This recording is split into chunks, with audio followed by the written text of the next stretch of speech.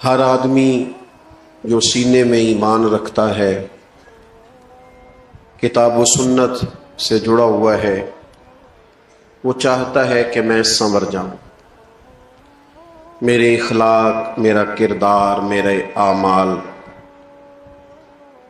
ان میں حسین تبدیلیاں واقع ہو جائیں، اللہ تعالیٰ کی رضا مجھے نصیب ہو جائے۔ اس کے لیے انسان کوشش بھی کرتے ہیں، جد و جہد بھی کرتے ہیں، رستہ بھی تلاش کرتے ہیں اور چاہتے ہیں کہ میں اس رستے کا مسافر بن جاؤں جو رستہ مجھے اللہ تعالیٰ کے قرب کی طرف لے جائے۔ نبی پاک صلی اللہ تعالی علیہ وسلم نے فرمایا، خطا کاروں میں سے ایک بہترین خطا کار بھی ہے خطا کار پر بہترین خطا کار۔ یا رسول اللہ وہ کون؟ فرمایا جو خطا کے بعد سچے دل سے توبہ کرتا ہے، جسے شرمندگی ہوتی ہے، احساس ہوتا ہے کہ نہیں یہ میں نے غلط کیا ہے، مجھے ایسا نہیں کرنا چاہیے تھا، مجھے بدلنا چاہیے، جو ندامت محسوس کرتا ہے اور توبہ کرتا ہے۔ انسان سنورنا چاہتا ہے، بدلنا چاہتا ہے، اور اگر خود وہ بدل نہیں بھی پا رہا باوجود کوشش کے، لیکن اس سے بھی زیادہ اس کے دل میں ایک بڑی تڑپ یہ ہوتی ہے کہ میری اولاد سنور جائے۔ بہت جھوٹا آدمی بھی کبھی نہیں چاہتا کہ اس کا بچہ جھوٹ بولے، اس میں یہ غلطی پائی جاتی ہے، اس سے یہ خطا ہو رہی ہے، اسے پتہ ہے کہ میں بعض اوقات غلط بیانی کرتا ہوں، لیکن وہ یہ پسند نہیں کرتا کہ میرا بیٹا غلط بیانی کرے۔ جو آدمی معاذ اللہ استغفر اللہ کسی وجہ سے کسی خطا میں، کسی غلطی میں، کسی جرم میں مبتلا ہے، وہ یہ نہیں چاہتا کہ میرا بیٹا اس رستے پہ چلے۔ اپنی اصلاح کی بھی فکر ہوتی ہے، لیکن اس سے بڑھ کر بھی لوگوں کو یہ فکر ہوتی ہے کہ جو کمزوریاں، جو غفلتیں، جو سستیاں مجھ میں پائی جاتی ہیں وہ میری اگلی نسل میں نہ پائی جائیں۔ کیا کریں؟ سنورنے کا رستہ کیا ہے؟ بدلنے کا رستہ کیا ہے؟ اخلاقی طور پر درست ہونے کے لیے ہمارے پاس کون سی راہ ہے؟ تو قرآن مجید نے ایک مضبوط رستے کی طرف ہماری رہنمائی کی ہے۔ فرمایا یا ایھا الذین آمنوا اتقوا اللہ وکونوا مع الصادقین، اے ایمان والو اللہ سے ڈرو اور سچوں کی سنگت اختیار کرو، صادقین کے ساتھ بیٹھو۔ اللہ کرے آپ موبائل کم دیکھیں اور میری بات زیادہ سنیں، آمین تو کہیے گا۔ دعا تو مانگی جا سکتی ہے نا جی، کیوں جی؟ قبولیت ہو جاتی ہے، اللہ قبول کرنے والا ہے۔ موبائل آپ کے پاس رہنا ہے اور میں نے جانا ہے، لیکن آپ کی ساری توجہ موبائل پہ ہے۔ اللہ تعالیٰ آپ کو جزائے خیر دے، 2-4 لوگ بنا لیں، باقیوں کو دے دیں، اتنا ہی کافی ہوتا ہے، سب کو یہ کام نہیں کرنا چاہیے۔ فرمایا اللہ سے ڈرو اور سچوں کی سنگت اختیار کرو۔ یہ جو صالحین کی صحبت ہوتی ہے جو دلوں میں تقوی پیدا کرتی ہے۔ 10 لوگ ایک جگہ بیٹھے ہوں اور 9 اٹھ کے نماز پڑھنے چلے جائیں تو امید ہے 10واں بھی بیٹھا نہیں رہے گا، وہ بھی کہے گا یار اب سارے جا رہے ہیں تو مجھے بھی جانا چاہیے۔ اچھے لوگوں کی سنگت، اچھے لوگوں کی صحبت، اچھے لوگوں کے ساتھ اٹھنا بیٹھنا، یہ انسان کے اندر مثبت تبدیلیاں لاتا ہے۔ اعلیٰ حضرت بریلوی رحمۃ اللہ علیہ ذرائع علم کو بیان کرتے ہیں کہ انسان عالم کیسے ہوتا ہے، تو فاضل بریلوی نے ان میں سے ایک ذریعہ یہ بیان کیا ہے کہ صحبت علماء بھی آدمی کو عالم بنا دیتی، صحبت علماء سے بھی علم حاصل ہوتا ہے۔ اچھے لوگوں کی سنگت اختیار کریں، صالحین کی۔ اور یہ آپ چھوڑ دیں بات کرنی کہ ہمیں صالحین ملتے ہیں، ہمیں پتہ ہوتا ہے کون کون بندہ اچھا ہے، ہمارے ارد گرد اچھے لوگ ہوتے، ہمارے دائیں بائیں اچھے لوگ ہوتے، ہمارا مزاج نہیں ہوتا کسی کے پاس بیٹھنے کا، وقت گزارنے کا۔ ہماری طبیعت نہیں ہوتی تربیت کے لیے کہیں جانے کی. ہمارے ہاں لوگ جاتے ہیں آج کل کسی کو مشہور آدمی سمجھ کے فوٹو کھنچوانے، یا کسی ایسے شخص کے پاس جہاں جا کے ذرا گپ شپ کا موقع ملے، یا کسی ایسے شخص کے پاس جو ہماری ہاں میں ہاں ملائے.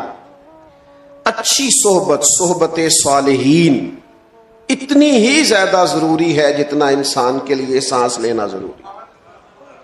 اگر آپ کو صالحین کی صحبت میسر نہیں آتی، آپ کے ارد گرد کا ماحول ایسا نہیں ہے جو آپ کو تقوی کی طرف مائل کرے، آپ کیسے عبادت کی طرف رجحان کریں گے؟ آپ دیکھیے نا، مولا علی شیر خدا رضی اللہ تعالیٰ عنہ فرماتے ہیں میں نے نبی پاک کو اور سیدہ خدیجہ کو نماز پڑھتے دیکھا، تو میں نے پوچھا یہ کون سا طریقہ ہے، چونکہ شیر خدا کی عمر مبارک ابھی چھوٹی تھی، کون سا طریقہ ہے؟ تو کہا یہ دین اسلام ہے. کہتے ہیں رب نے توفیق دے دی، پیر والے دن نبی پاک نے اعلان نبوت کیا اور منگل والے دن میں نے سرکار کے ساتھ نماز پڑھی. اس نماز کو پڑھتے ہوئے دیکھا. صحبت صالحین. کبھی ایسا ہوتا ہے کہ آپ گھر کے اندر مصلی بچھا لیں، نماز کا ارادہ کریں، تو آپ کا بچہ جو 2-2.5 سال کا ہے جسے پتہ بھی نہیں نماز کیا ہے، وہ بھی آ کے مصلی پہ لیٹ جاتا ہے، سجدے کرنے شروع کر دیتا ہے. کیوں؟ کہ جو آپ کریں گے بچے بھی وہی کریں گے. آپ کے بچے آپ کو گھر میں قرآن مجید پڑھتا ہوا دیکھیں گے تو ان کا خیال آئے گا کہ یہ کام کرنا چاہیے. اچھی صحبتیں، نیک لوگوں کی خدمت میں حاضر ہونا، ان کے پاس جانا. امام غزالی رحمۃ اللہ علیہ جس درویش کے پاس جایا کرتے تھے، بظاہر انہوں نے کوئی کتاب نہیں لکھی، اتنا بڑا ان کا علمی نام اس لحاظ سے نہیں پکارا جاتا تھا، اگرچہ بہت بڑے عالم تھے لیکن شہرت اس عنوان سے نہیں تھی. لیکن اپنی تربیت کے لیے، اپنے آپ کو بدلنے کے لیے ایک اچھی صحبت کی ضرورت ہوتی. اگر دوست اور ارد گرد کا ماحول نہ بدلے، ماں باپ کے لیے جہاں یہ ضروری ہے نا کہ وہ اپنی اولاد کے لیے رزق حلال کا بندوبست کرے، ضروریات کو جمع کرے، وہاں ان کے لیے یہ بھی ضروری ہے کہ گھر کے ماحول کو صالح بنائیں، گھر کے ماحول کو نیک بنائیں. اگر ماں باپ کوئی بات کرتے ہوئے ایسا لفظ بولتے ہیں جو اخلاقی طور پر درست نہیں ہے، تو وہ بھی بچوں کو بدخلق کرتا ہے. اپنے ماحول میں خوبصورتی لانے کے لیے اچھی صحبتیں، نیک لوگوں کے پاس آنا جانا. نبی پاک صلی اللہ علیہ وسلم نے فرمایا انسان اپنے دوستوں سے پہچانا جاتا ہے. انسان کا تعارف بن جاتے ہیں اس کے دوست. لہذا کریم فرماتے ہیں دوستیاں دیکھ کے لگایا کرو. تم دیکھو تمہارا دوست کون ہے، کس کے پاس آتے جاتے ہو. یہاں ہم سیاسی بیس پہ دوستیاں لگا لیتے ہیں، کوئی دنیاوی کام پڑ گیا تو کام نکل آئے گا، کوئی مشکل حل ہو گئی تو. اور بعض ایسی جگہوں پہ بھی دوستیاں لگا لیتے ہیں جو بہرحال درست نہیں ہے. اچھی صحبت. داتا صاحب رحمۃ اللہ علیہ فرماتے ہیں، داتا صاحب فرماتے ایک شخص حج کرنے گیا تو بیت اللہ کا طواف کرتا تھا، یا مینا میں جاتا تھا، یا مزدلفہ میں جاتا تھا، یا عرفات میں بیٹھا تھا، تو ہر جگہ ایک ہی دعا مانگتا تھا، یا اللہ میرے دوستوں کو نیک کر دے، یا اللہ میرے دوستوں کو نیک کر دے، یا اللہ میرے دوستوں کو صالح بنا دے. تو جو لوگ اس کے زیادہ ساتھ تھے، جنہوں نے کئی دفعہ اسے یہ بات دہراتے اور یہ عمل دہراتے دیکھا تھا، وہ کہنے لگے میاں دوستوں کو نیک کر دے، کچھ اپنے لیے بھی مانگ. کہنے لگا اپنے لیے ہی مانگ رہا ہوں، یہ اپنے لیے ہی مانگ رہا ہوں. کیا مطلب؟ کہنے لگا اگر میرے سارے دوست ٹھیک ہو گئے، نیک ہو گئے، تو میں خود بخود ہو جاؤں گا، چونکہ وہی میرے دائیں بائیں رہتے ہیں، وہی میرے آگے پیچھے رہتے ہیں، انہی سے میرا اٹھنا بیٹھنا ہے، وہی میرے سفروں میں ساتھ ہو. صالحین کے پاس بیٹھیں، نیک لوگوں کی سنگت اختیار کریں. اور اسی سے ملتی جلتی یہ بات عرض کروں گا، گفتگو بھی اس شخص کی سنیں اس کی گفتگو ہمارے عقیدے کی مضبوطی کا باعث بنے، ہمارے صالح اعمال کی طرف رغبت کا باعث بنے. ہم ایسے لوگوں کی باتیں سنتے ہیں جو ہمیں بے باک کر دیتے ہیں. مجھ سے کوئی ناراض نہ ہو جائیں تو بعض ایسی جگہوں پہ بھی گفتگو ہوتی ہے جس سے ایسے محسوس ہوتا ہے کہ جیسے بے عملی کی طرف رغبت دی جا رہی ہے.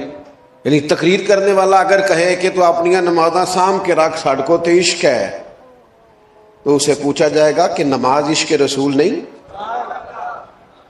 نبی پاک علیہ السلام نے یہ نہیں فرمایا کہ نماز میری آنکھوں کی ٹھنڈک ہے؟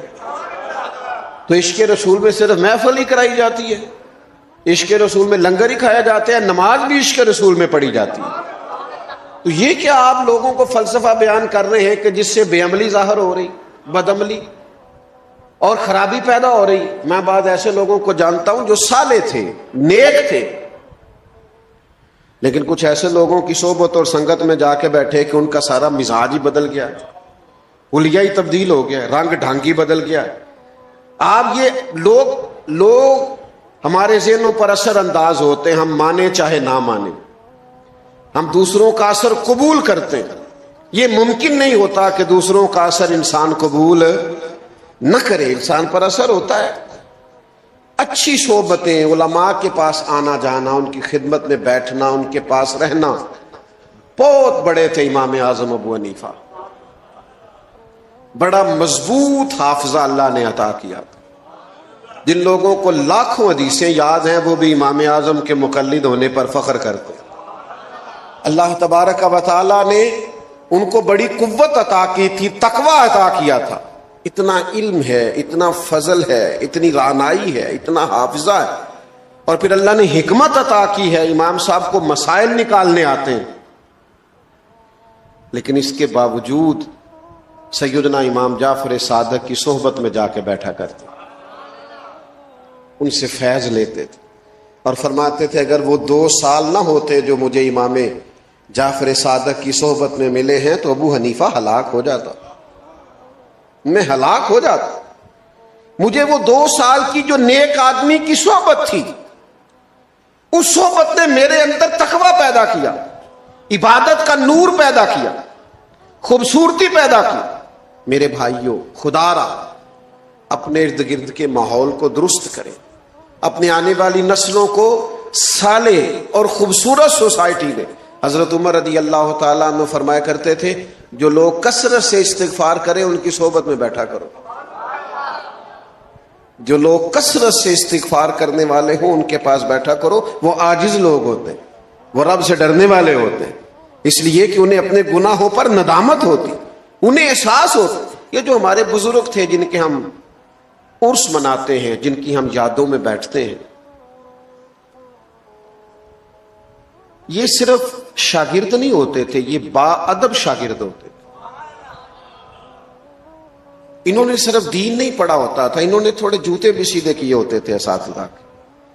یہ منسلک ہوتے تھے، فخر کرتے تھے اپنے مشائخ کی نسبتوں پر، اور پھر یہ کہیں مرید بھی ہوتے تھے، کہیں انہوں نے تزکیہ نفس کے لیے بھی وقت گزارا ہوتا، کہیں اخلاقی تربیت بھی کی ہوتی تھی۔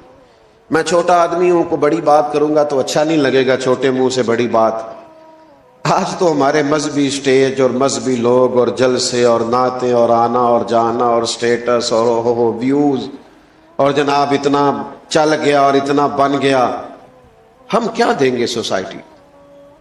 کیا سیکھیں گے لوگ اس ماحول سے، جس ماحول میں صرف کھینچا تانی، جس ماحول کے اندر اس طرح کا نظریہ بن گیا کہ چھپ جانے کو جی چاہتا ہے، دل کرتا ہے اٹھ بلیا چلو تھے بسیے، جتھے بس دینی سارے ینے، نہ کوئی ساڈی ذات پچھانے نہ کوئی سانو مننے۔ ماحول ہی اور طرح کا ہو گیا، رنگ ہی اور طرح کا ہو گیا، کوئی اسلوب ہی نہیں رہ گیا، صحبت لوگوں کی بدل گئی۔ صالحین کے پاس بیٹھیں، اچھی باتوں کو سیکھیں۔ اور پھر ایک اور بات بھی آپ کی خدمت میں عرض کروں، انسانوں میں خوبیاں بھی ہوتی ہیں، خامیاں بھی ہوتی ہیں۔ آپ کسی سے خوبی لے لیں اور خامی چھوڑ دیں، کوتاہیوں سے صرف نظر کریں۔ میں کسی شخص سے بیزار نہیں ہو سکتا کیونکہ ایک ذرہ بھی تو بیکار نہیں ہو سکتا۔ آپ سیکھیں، آپ خیر لے لیں جس سے ملتی، اس خیر کو اپنے دامن میں ڈالیں، ایک ایک کر کے اپنی زندگی سے غلطیاں کمزوریاں دور کرنی شروع کریں، ورنہ ماحول اس طرح کا بن جاتا ہے کہ انسان کو۔ حضرت موسیٰ کلیم اللہ علیہ السلام ایک دفعہ کہا گیا کہ بستی میں جو سب سے نیک آدمی ہے وہ ڈھونڈ کے لائیں.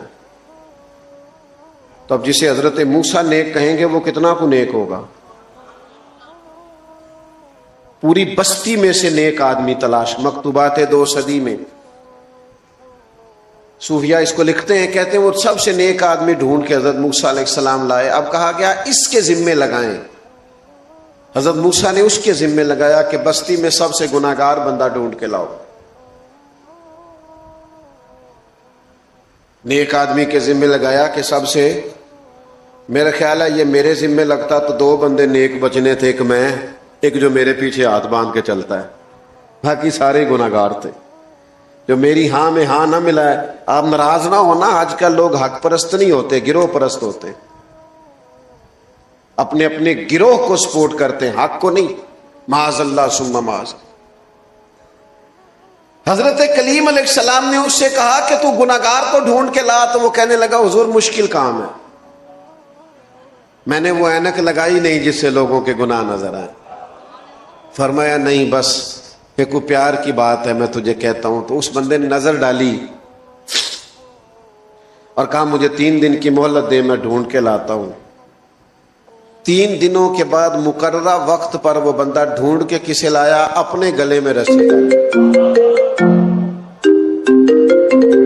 حضرت موسیٰ کے ہاتھ میں تھمائی، تڑپ کے رویا، کہنے لگا حضور کچھ لوگ مجھے گناہگار محسوس ہوئے تھے اور ان کے گناہوں کا صرف شک تھا، اپنا مجھے پاک ہے. لوگوں کی غلطیوں کا صرف شک تھا، اپنا مجھے پاک ہے. مجھے پتہ ہے، پتہ سارا ہے سردار نکیتیاں دا، من نانم کے من دانم، جو میں ہوں میں جانتا ہوں، مجھے اپنی خطاؤں کا پتہ ہے. مہربانی کریں، میں ہی گناہگار ہوں. تو حضرت کلیم فرمانے لگے اب سمجھ آئی ہے تجھے اللہ نے کیوں شان عطا فرمائی. میرے بھائیوں، اچھی صحبتیں، اچھی سنگتیں، اچھے لوگ. میں تھوڑی دیر پہلے ایک جگہ پہ عرض کر رہا تھا، لوگ کہتے ہیں پیر بڑے جعلی ہیں. تو میں کہتا ہوں کوئی مجھ سے ناراض نہ ہو جائے تو مرید بھی بڑے جعلی ہیں. ہوئے ہونا ناراض والا، میں پہلا گزارش کی سی نہ ہویا جی. مرید بھی بڑے، ہاں ناراض نہ ہونا. اگر کوئی تگڑا پیر سمجھ کے مرید ہو گئے ہو تو جعلی مرید ہو. ہاں اگر کسی سیاسی بیس پہ بیعت ہو گئے ہو تو جعلی مرید ہو. مرید بھی جعلی کیوں؟ کہ تو اس لیے مرید ہو گیا ہے کہ میں طویل اچھا مل جائے گا اور کام چل جائے گا. اس لیے مرید ہو گیا کہ ہو رش بڑا ہے تو ذرا معاملہ آگے چلا جائے گا. وہ سینکڑوں سال پہلے حضرت سلطان باؤ نے کہا تھا رب دا طالب کوئی نہیں ملیا، یہ تے جو ملے طالب زردہ ہوں. یہ تو مال کے طالب ہیں، رب دا طالب کوئی نہیں ملیا. جو ملیا طالب زردہ ہوں، یہ تو مال کے لیے آئے. یہ تو چاہتے ہیں کوئی ایسے، کوئی پیر صاحب کوئی ایسا تعویذ دے جو گلے میں رکھو نوٹ ختم نہ ہو. یہ تزکیہ نفس کے لیے تو آئے نہیں، تربیت کا تو مزاج ہی نہیں، سیکھنا تو چاہتے ہی نہیں. اور پھر میں کیا عرض کروں، جب پیروں کی لڑائیاں مرید سلجھائیں گے تو ان کی تربیت تھوڑی ہوگی. ان کی کوئی تربیت ہوگی، انہیں تو پتہ چل جائے گا کون کون اپنے نفع کے لیے مجھ سے کیا کرا رہا. اچھی صحبتوں میں بیٹھے اور صالحیت کا مزاج اختیار کریں. میں اور آپ جس معاشرے میں وقت گزار رہے ہیں یہ معاشرہ ہجوم بنتا جا رہا.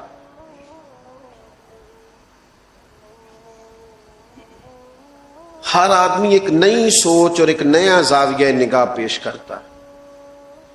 الجھے ہوئے خیالات، بکھری ہوئی سوچیں، وسوسوں کا غلبہ، ٹوٹتی بکھرتی باتیں، چھوٹی چھوٹی گروہ بندیاں، چھوٹی چھوٹی اہل حق کے اندر بھی چھوٹے چھوٹے گروپ.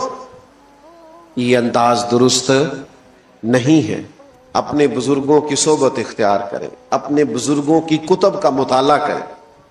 آپ ان چیزوں کو دیکھیں جو آپ کے اندر مثبت تبدیلیاں پیدا کریں. اپنے اخلاق کو سنوارنے کے لیے، کردار کو سنوارنے کے لیے لب و لہجے کو بدلنے کے لیے آپ اللہ کے بندے جو ہوتے تھے ان کی خدمت میں جو بیٹھتا تھا اس کا رنگ بدلتا تھا. میں بس بات سمیٹنے لگا ہوں, آپ توجہ فرمائیے گا. حضرت سفیان ثوری دعا مانگ رہے تھے, یا اللہ راضی ہو جا, یا اللہ راضی ہو جا, یا اللہ راضی ہو جا.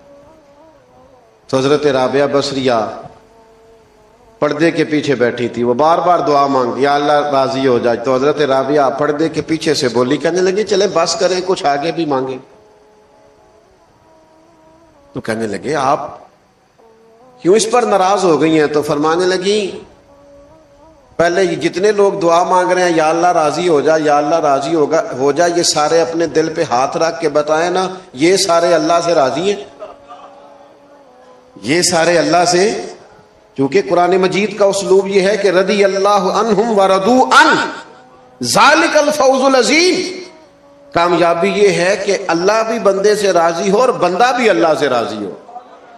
وہ صبح شام شکوہ نہ کرے کہ یہ نہیں ملا, یہ نہیں ملا, یہ نہیں ملا. توجہ ہے آپ کی میری بات؟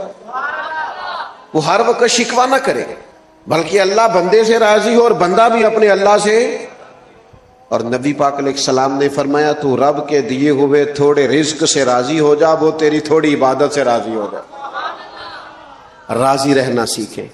بڑا ہی شکوہ ہے لوگوں کی زبانوں پر, بڑے ہی شکوے. ہم نے تو کسی کو چھوڑا نہیں, نہ کوئی ادارہ چھوڑا ہے پاکستان کا, شکوہ کر کر کے, اعتراض کر کر کے. نہ کوئی جماعت چھوڑی ہے, نہ کوئی مذہبی آدمی کو ملتا ہے آپ کو جو ٹھیک ہو, کوئی نہیں. ایسی ہوا چلی ہے کہ ہر شخص سوچتا ہے تمام شہر جلے بس ایک میرا گھر نہ جلے, بس سب ختم ہو جائے میں بچ جاؤں. سب کے خلاف مہم چلاؤ. شریف رکھیں جی, تھوڑی دیر بات کرنے دیں, آپ کا انتظام بڑا اچھا ہے, بس بات ختم ہو گئی. اللہ آپ کو سلامت رکھے. یہ بات مکمل کر لوں اور بات کو سمیٹتا ہوں. بھائیو, اللہ کی رضا پہ راضی رہنا سیکھیں. ہر شخص کی ہر مقام پر ضرورت ہے. یہ کوئی عزت نہیں ہے ہمارے ہاں یہ اللہ ماشاء اللہ ساؤنڈ چلانے والے کی. کبھی کسی نے اسٹیج پہ بیٹھے دیکھا اس کے گلے میں کبھی کسی نے ہار ڈالا ہے؟ لیکن اگر ساؤنڈ ہی نہ چلے محفل چلتی ہے تو قدر مانو نا, اس کی بھی کوئی قدر ہے. یہ الیکٹریشین جو پنکھے لگاتا ہے اور چلاتا ہے, یہ آج نہ چلے ہوئے ہوتے تو کتنی گھٹن ہو جاتی. لیکن کیا قدر ہے. ہر شخص جہاں ہے وہ راضی رہے کہ رب نے جہاں مجھے رکھا ہے بڑی شان سے, اپنے مالک کی رضا پہ اور تقسیم پہ راضی رہیں. میں اکثر محبت سے دوستوں سے کہا کرتا ہوں کہ خدا جانے بلندی ہے کہ پستی, خدا جانے بلندی ہے کہ پستی, پر جہاں میں ہوں وہاں کوئی نہیں, جہاں میں ہوں وہاں کوئی نہیں ہے. یہ بطور شکر کے کہتے. تو اچھی صحبت اختیار کریں, ان لوگوں کے پاس بیٹھیں جن کے پاس بیٹھنے سے شکر مزاج میں پیدا ہو, صبر پیدا ہو, تحمل پیدا ہو, بردباری پیدا ہو, عبادت کا ذوق پیدا ہو, اللہ کی طرف رجوع کرنے کی طبیعت پیدا ہو. نکل آئیں کیمروں کی دنیا سے باہر, اور نکل آئیں آپ لائکس اور کمنٹس کی دنیا سے باہر, اور مہربانی کریں اس دنیا شیشوں کے اندر نہیں شیشوں کے باہر ہے. باہر نکلیں, حقیقت کی زندگی گزاریں. اللہ کے حضور دعا کرتا ہوں اللہ تعالیٰ اس آستانہ نور کو آباد و شاد رکھے. عزیز دوستو, قرآن مجید میں اللہ تعالیٰ نے نبی کریم علیہ السلام کے وہ صحابہ جو سابقون الاولون ہیں, جو بالکل آغاز میں ہی دائرہ اسلام میں حاضر ہوئے, نبی کریم علیہ السلام کی صحبت بابرکت سے بالکل شروع میں فیض یاب ہوئے, ان کا ذکر فرمایا والسابقون السابقون, سبقت لے جانے والے سبقت لے ہی گئے. اولئک المقربون, فرمایا یہی وہ لوگ ہیں جو اللہ کے قرب والے, یہ قریب کے لوگ ہیں. عزیز دوستو, وہ لوگ بڑے خوش نصیب خوش بخت قرار پائے جنہوں نے نبی رحمت صلی اللہ تعالی علیہ وسلم کی خاص نگاہ کرم سے فیض پایا اور پھر آسمان ہدایت کے ستارے بن کے چمکے. اگرچہ تمام صحابہ کی عظمتیں, تمام کی بلندیاں اور تمام کی رفتیں اتنی زیادہ ہیں کہ کسی ایک صحابی کا بھی مرتبہ و کمال بیان نہیں کیا جا سکتا, لیکن خلفائے راشدین جن کو چار یار کے نام سے بھی امت میں یاد کیا جاتا ہے، ان کی فضیلتوں اور عظمتوں کا کیا کہنا۔ ہم نے اپنے زمانے میں بڑے لوگوں کے پروٹوکول دیکھے ہیں، لوگوں کا شاہانہ اٹھنا بیٹھنا اور رہنا سہنا دیکھا ہے، اور بالخصوص وہ لوگ جو حکومت کی باغ دور سنبھالتے ہیں، ان کے تو حالات ہی بڑے انفرادی ہو جاتے ہیں۔ ان کے عوام جن ملکوں میں ایسے حکمران ہوتے ہیں، وہ کبھی تصور بھی نہیں کر سکتے کہ اتنے ٹھاٹ باٹ والے بادشاہ سے ہم کبھی ملاقات بھی کریں گے۔ تصور بھی نہیں، سوچ بھی نہیں سکتا عام آدمی کہ میں جاؤں اور جا کے وزیر اعظم صاحب سے یا صدر صاحب سے یا کسی وفاقی وزیر سے بھی میں ملاقات کر سکوں۔ ہمارے ہاں اس کو عام آدمی بالکل محال سمجھتا ہے، بلکہ جس شعبے کا کوئی وزیر ہوتا ہے اس سے متعلقہ بھی اگر کسی شخص کو کوئی کام پڑ جائے تو یہ ممکن نہیں ہوتا کہ وہاں تک اس کی رسائی ہو سکے۔ ہمارے ہاں تو خیر یہ بڑا جان جوکھوں میں ڈالنے والا کام ہے، لیکن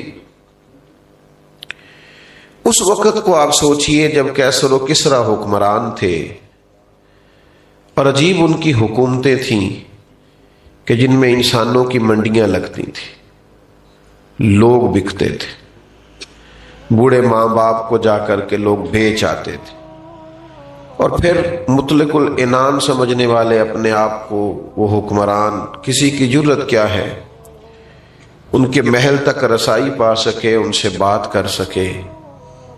پھر اللہ تبارک و تعالی نے کرم فرمایا اور مدینہ منورہ کی وہ ریاست وجود میں آئی جہاں سے پوری دنیا پہ رحمت کا سایہ ہو گیا۔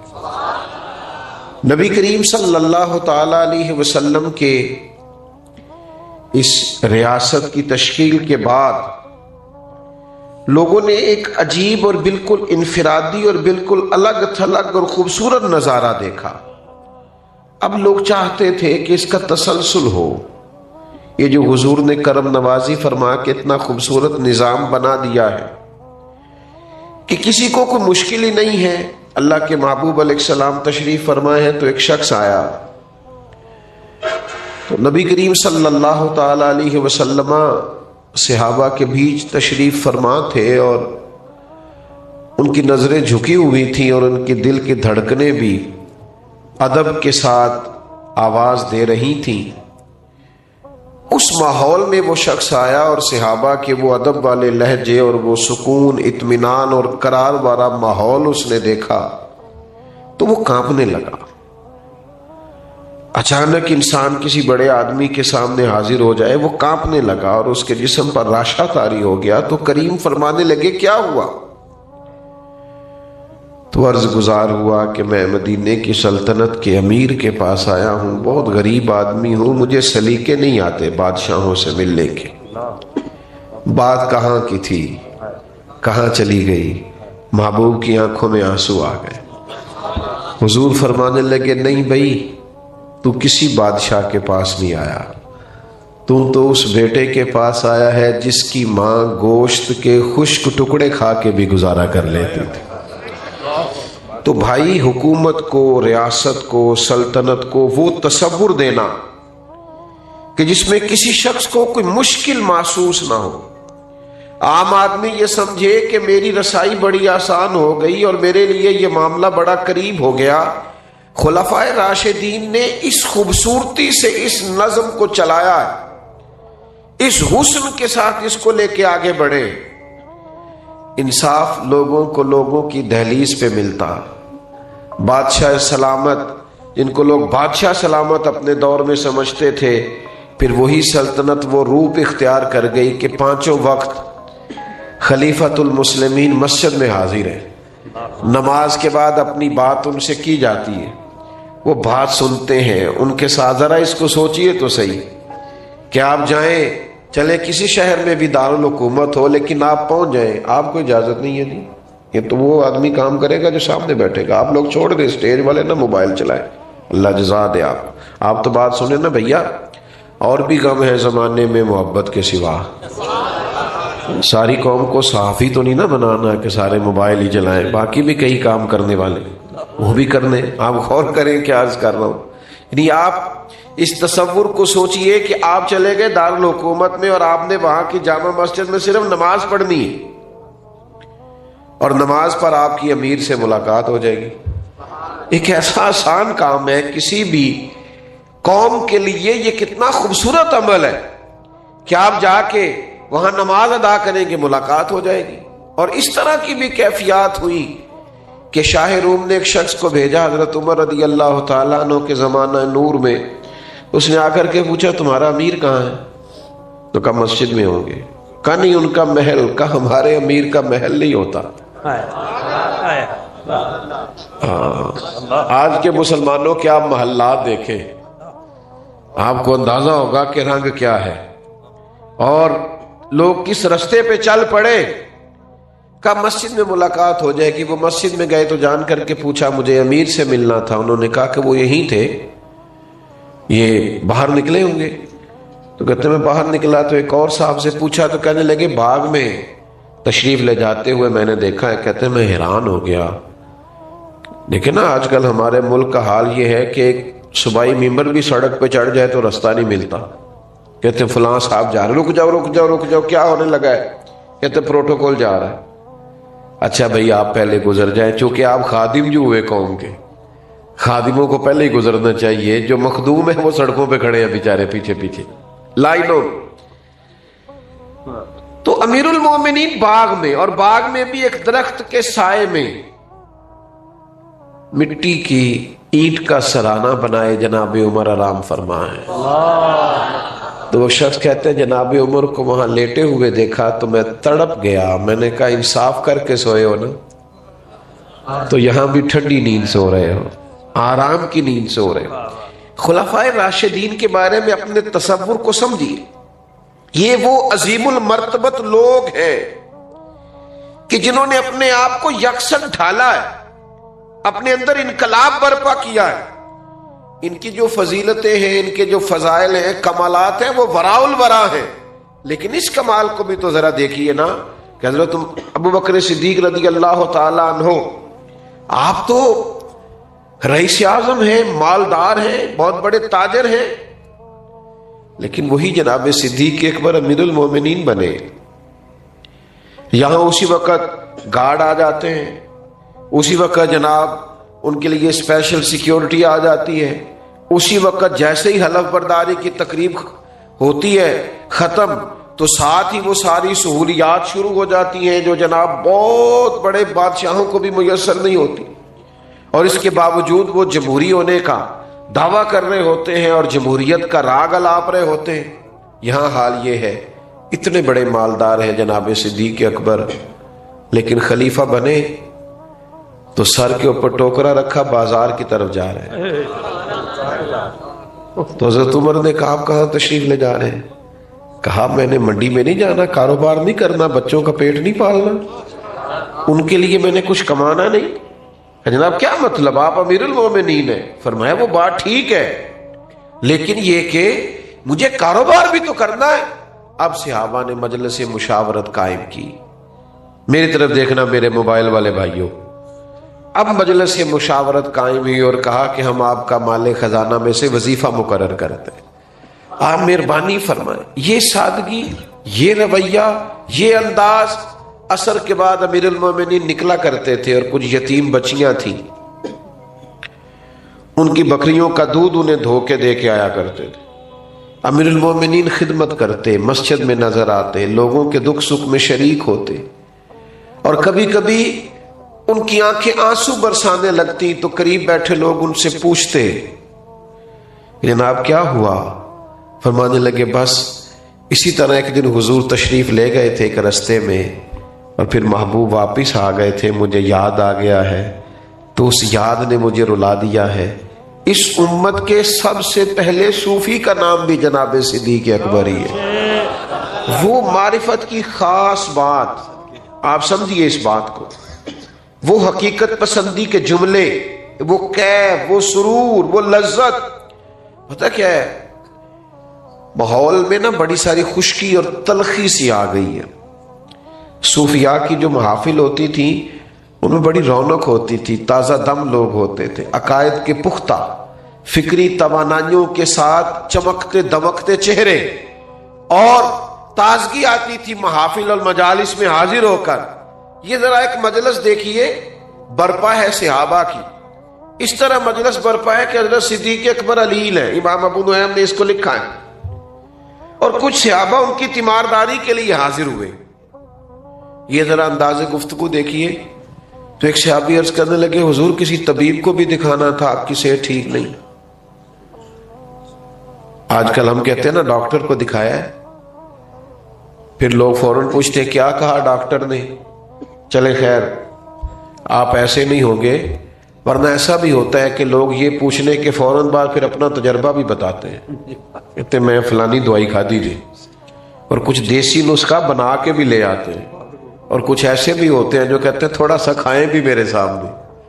وہ اللہ کے بندے، تو لے آیا ہے، تو اعتبار کر، کھایا جائے گا، ذرا انتظار کر. لیکن یہ کہ آپ کھائیں بھی، حالانکہ آپ ڈاکٹر کے پاس جاتے ہیں تو وہ سب سے پہلے آپ سے پوچھتا ہے شوگر تو نہیں، بلڈ پریشر تو نہیں، کوئی اور مرض تو نہیں. اس کی روشنی میں وہ نسخہ تجویز کرتا ہے. لیکن جو صاحب بنا کے لے آئے ہیں نا، انہوں نے کچھ بھی نہیں پوچھا، وہ کہتے ہیں بابا لے آیا ہوں، آپ کھا لیجئے.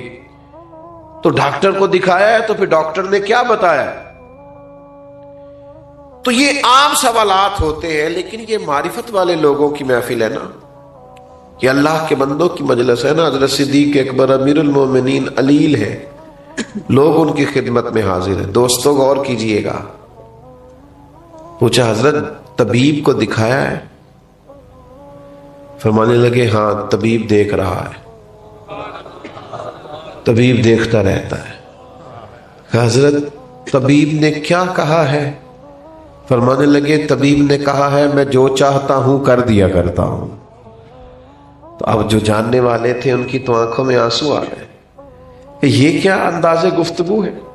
آپ کس اونچے مقام پر بیٹھ کر گفتگو فرما رہے ہیں. تو وہ سادگی، وہ معرفت الہی، وہ خدمت خلق، وہ مزاج اس دنیا کو خلفائے راشدین نے دیا. پھر باری حضرت عمر کی آئی. اچھا لطف کی بات یہ ہے کہ خود حضرت عمر فرماتے ہیں میرا اور جناب صدیق اکبر کا مقابلہ رہا عمر بھر نیکیوں میں آگے گزرنے کا، خود فرماتے ہیں. لیکن جب حضرت صدیق اکبر وصال فرما رہے تھے تو انہوں نے اپنی جگہ پہ جناب عمر فاروق رضی اللہ تعالیٰ عنہ کا تعین فرمایا. یعنی بظاہر جس آدمی سے مقابلہ رہا، لوگ کہتے ہیں نا میرٹ کیا ہے، میرٹ، یہ سمجھو میرٹ کس کو کہتے، معیار کیا ہے. حضرت عمر کو اپنی جگہ پہ منتخب کیا. لوگوں نے کہا حضرت آپ نے جناب فاروق اعظم کا انتخاب کس لیے فرمایا؟ فرمایا اللہ کے حضور حاضر ہو رہا ہوں، رب جب پوچھے گا نا پیچھے امت کی ذمہ داری کس کی لگا کے آئے ہو، تو عرض کروں گا جو امت میں سب سے بہتر تھا اس کی ڈیوٹی لگا کے آیا. اور پھر جناب عمر فاروق رضی اللہ تعالیٰ انہوں نے کمال کر دیا. میں اکثر دوستوں سے یہ بات عرض کیا کرتا ہوں کہ حضرت صدیق اکبر نے نا سارے فتنے ختم کر کے جناب عمر کو دیے تھے. منکرین زکوٰۃ کے خلاف سب کام انہوں نے سمیٹ کر حضرت عمر کو خلافت دی. پہ جناب عمر کے لیے بڑا آسان، حضرت عمر نے جو جاندار خلافت کی ہے اس کے پس منظر میں بھی جناب صدیق اکبر کی محنت کار فرما. اور پھر بڑی سادگی، میں آپ کی خدمت میں ایک بات عرض کروں، یہ جو لوگ بالکل سادے ہوتے ہیں نا، یہ بے نیاز سی طبیعت کے لوگ ہوتے ہیں. یعنی جو نوجوان 4-5 ہزار روپیہ دے کے بال سیدھے کروا کے آتا ہے نا کسی سے، اور گھنٹہ ڈیڑھ بیٹھتا ہے کسی حجام کے پاس اور بال سیدھے کرائے اور بڑے اس نے کھڑے کر دیے کچھ لگا کر کے، اور کپڑے بھی بڑے اس نے رنگ برنگے پہنے، وہ بیچارہ پریشان بھی بڑا ہوتا ہے. وہ کہتا ہے انہیں میں پیسے لاتے نے دنیا ویندی نہیں پئی میرے یہاں. اس کا خیال ہوتا ہے ٹھہر جائیں سارے اور پہلے مجھے دیکھیں، انوکھا جو بن کے آیا ہے. لیکن جو بیچارہ چارہ کاٹ کے بھینسوں کو دیکھ کے آیا اسے پریشانی کوئی نہیں، بلکہ اس نے بچنا ہے فوٹو سے، کہیں پیچھے بیٹھنا ہے. سادے لوگ جو ہوتے ہیں نا، اسی کسی دے کچھ بھی نہیں لگتے، نہ کوئی ساڈا دردی، ان کو غرض نہیں ہوتی چیزوں سے. وہ شہرت سے بچنے والا پیچھے پیچھے رہتا ہے، اور میرا جی چاہتا ہے ساری غزلیں اس پیارے کے نام کریں۔ کچھ لوگ ہٹتے ہیں، بچتے۔ کیسا انداز ہے کہ امیر المومنین ہیں آپ، 24 لاکھ مربع میل کی حکومت ہے حضرت عمر کے پاس۔ وہ جوانوں یہ سنو تو صحیح، دھرتی نے اس طرح کے رنگ بھی دیکھے؟ اتنا بڑا آدمی اور جس کے نام سے دشمن کانپتا ہے، شیطان تک رستہ بدل جاتے ہیں، وہ فاروق اعظم۔ حال یہ ہے کہ صحابہ مسجد نبوی شریف میں اکٹھے ہوئے اور اکٹھے ہو کے کہنے لگے امیر المومنین سے عرض کرنا ہے کہ حضرت مہربانی کریں کرتا تو نیا لے لے، اب تو پیوند لگنے کی جگہ بھی نہیں رہی۔ پیوند کا بھی پتہ ہے کہ نہیں؟ کپڑا پھٹ جاتا تھا نا تو اس کو رفو کرا لیتے تھے، پیوند لگ جاتا تھا۔ وہ ہماری دادیاں، مائیں اور نانیاں تو اس طرح کرتی تھیں کہ وہ پھٹ گیا تو پھول سا بن جاتا تھا، ایک ہی ہویا کہ ڈیزائن دا ڈیزائن بن گیا ہے، تروپے دے تروپے لگ گئے۔ تو یہ کام ہوتا تھا کئی جگہ، کئی لوگوں نے پیوند لگے کپڑے پہنے ہوتے تھے۔ خیر اب نہیں ہم دیکھتے، اب تو غریب تر لوگوں میں بھی ہم یہ رواج نہیں دیکھتے، اب تو ختم ہو گیا، لیکن پیوند لگے کپڑے ابھی کچھ سال پہلے تک ملتے تھے۔ تو حضرت عمر کے لباس مبارک کو اتنے پیوند ہیں کہ مزید اب پیوند بھی نہیں لگ سکتا۔ تو صحابہ نے مشورہ کیا کہ جناب عمر سے کہنا کرتا ہے نیا لے لے، اسلام میں 100% جائز ہے، اللہ نعمت دے تو اثر دیکھنا پسند کرتا ہے، لیکن اتنی سادگی کیوں اختیار کر لی ہے؟ اور پھر یہ کہ 25-25 ہزار دینار، 50-50 ہزار دینار بدری صحابہ کو ملتے ہیں اور جناب عمر کے حصے میں بھی آتے ہیں، پر وہ سارے بانٹ کے روانہ ہو جاتے ہیں۔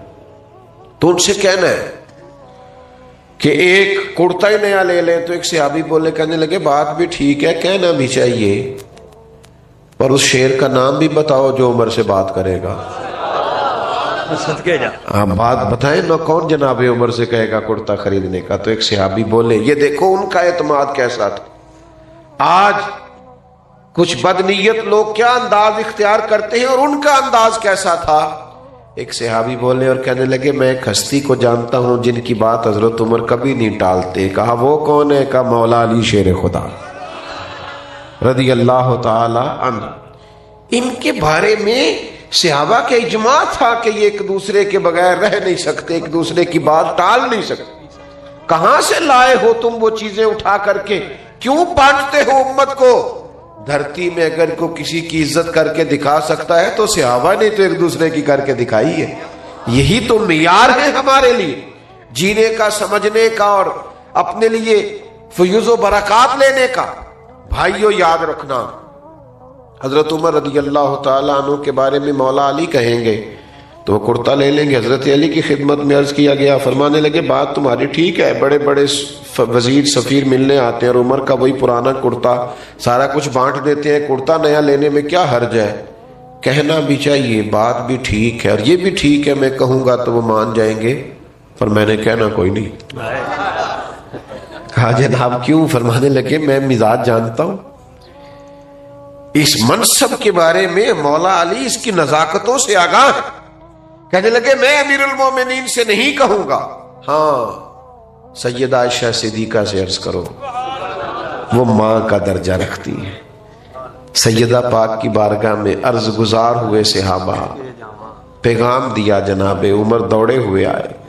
کچھ جگہوں پہ نہ آنا چاہیے، بس کچھ باتیں کہنے کی نہیں ہوتی، لیکن کچھ جگہوں پہ چلے جانا چاہیے، کچھ لوگوں کی بات مان لینی چاہیے، اس میں برکت ہوتی ہے، فائدہ ہوتا ہے۔ ہر جگہ دلیل نہیں، ہر جگہ ابحاث نہیں۔ حضرت عمر فوراً حاضر، اماں جی حکم ہو۔ کہ امیر المومنین صحابہ کا خیال ہے کہ بڑے بڑے لوگ ملنے آتے ہیں اور نیا کرتا پہننے میں دین منع بھی نہیں کرتا، تو اگر آپ ایک کرتا نیا خرید لیں تو حرج کیا ہے؟ تو حضرت عمر فرمانے لگے آپ حکم کریں گی تو شام سے پہلے آ جائے گا، لیکن ایک بات عرض کر لوں۔ کہا کہیے؟ تو امیر المومنین فرمانے لگے کہ جس حال میں میں ہوں نا، میں حضور کے سامنے بھی اسی طرح تھا، میری یہی کیفیت تھی جب جناب صدیق اکبر مجھ سے بلا کے مشورہ کرتے تھے، ہمیں اسی حال میں حضور نے چھوڑا ہے، ہم چاہتے ہم اسی حال میں رہیں جو رنگ ہمارا حضور کے زمانہ نور میں تھا۔ بس پھر ذرا رونے کی آواز ہی آئی سیدہ عائشہ کی، اور کہا آپ جو فرما رہے ہیں بالکل ہی درست ہے، اسی سادگی سے، لیکن اس کے ساتھ ساتھ جو ان کے مزاج کے اندر فیصلوں کی جرت تھی، اٹل بات کرنا، اصول پسندی پہ قائم ہونا، اور ہمیشہ احقاق حق کے لیے کھڑا رہنا، اور اسلامی سرحدوں اور نظریاتی سرحدوں کا محافظ رہنا، اس سے بھی کوئی انکار نہیں کر سکتا۔ حضرت عثمان غنی رضی اللہ تعالیٰ عنہ تو بہت مالدار تھے نا، ان کی سخاوت سے تو زمانہ آگاہ ہے، لیکن جب وہ امیر المومنین بنے ہیں تو 17 پیوند ان کے کپڑوں پہ بھی نظر آتے تھے۔ اپنی مقدس زندگی کو سادگی سے گزارا، عاجزی سے گزارا۔ میں کیسے عرض کروں